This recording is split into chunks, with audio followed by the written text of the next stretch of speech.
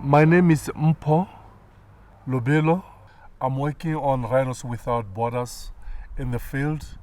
I'm senior ranger who is in charge. I've got 14 guys. I'm working with them out there in the field to make sure we save in this species from poaching, the rhinos from poaching. A rhino for me, it's meaning a lot. First when I come across the corner, my heart breaks like a boom. And it's like wow. And every day when I come across rhino, for me it's like something new in my life. So and rhino is so special to me. It's part of my family. And I tell you, we are human beings, but the way how we look at the animals, we look at it in different way. But me with the rhinos, how we connect, it's something else. I'll tell you why. I remember the date and the time when the first rhino was born since I started the project till now. So you can see the connect between me and the rhinos. So I love rhinos. They make me what I am. And from non-education to where I am now, so that I can communicate with the lovely guests. They're visiting our country and they come and see what I've been doing here. The English I speak, I learn from rhinos because I meet the guests. They ask me a lot of questions on what I've been doing. So there is a life behind the rhinos. But the message I can say to the new generation is, never mind, even though you didn't go further with education, but if you choose something you have got passionate with, at the end of the day, passionate pays at the end. I approach Rhinos Without Borders, then I sit down with them, say, I'm more interested on the project. They say, you know why? You know how to deal with the rhinos, so you are more welcome to join us.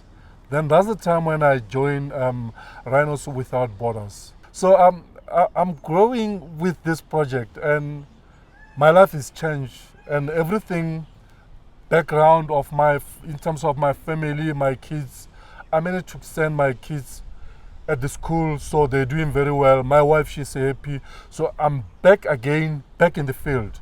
So I work in the field and also same time work in the office.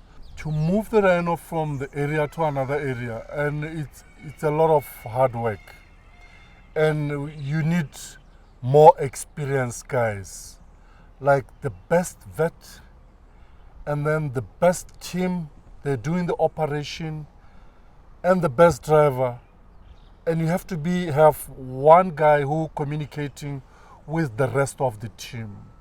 And everybody, they have got sharp eyes, very good observation, monitor the animals. For me to see rhinos arriving in my country after there was nothing left and what you call back in the wild, and it's so special. It's so special to me, and I tell you why, the emotional, and to see them arriving, and sometimes tears are coming out because it's one of the best memory, and for me to be part of these memories, I feel like I've got special job in the wild. So I'm happy to be part of and all this relocating rhinos.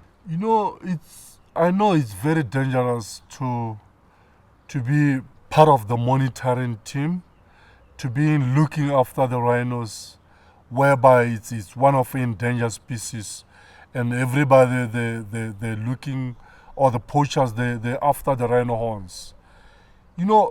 For me, I never been thinking of come across by poachers. What comes to my mind every morning when I wake up is to go and see my babies. It's very sad to lose a rhino, and we know it will happen sometimes in the future, but it's very sad when you just come across by a dead rhino, and it touched our hearts. Because one thing you have to think about when you see that moment, it takes you back where you start. Because remember, first you are the one who receiving these animals from the high risk area to the safe area. Then you doing a monitoring. Then the animals give a birth. Then you keep on doing monitoring, seeing them. Sometimes you find them in the open area. You spend much time if you can with the animals. And sometimes you'll find them wallowing in the mud. That's part of the memory. And sometimes you just find them grazing and the wind favoring you and the animals come towards you. You'll concentrate on watching the animals until the animals get close to you. And then you make a move so that he can see you are there. You'll turn around and then run, and then turn around and look at you. It's like, okay, disturbance a little bit, then walk free, walk away from you. And the same animals, for example, you spend 10 years with the animals, and then you bump on the dead same animals. So it's scary, it's shocked. And sometimes you feel like, okay, you're dead too. You're not alive because you're part of those species.